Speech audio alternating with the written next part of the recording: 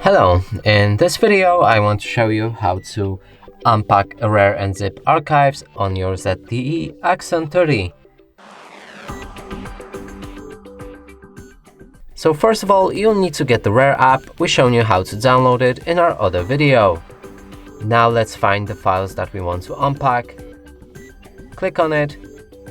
Here you can select any files to unpack, or simply click on this arrow pointing up, and that way you'll unpack everything. Here you can change any extraction options, but I'm just gonna pick a new place for it. So let's change the designation by pressing on the browse. Here I will unpack them in the movies. Click on OK, and your files should be unpacked. Now let's go check them out. They're right here. And that's it for this video. Hope you like it. Please consider subscribing to our channel, leave a like and a comment below.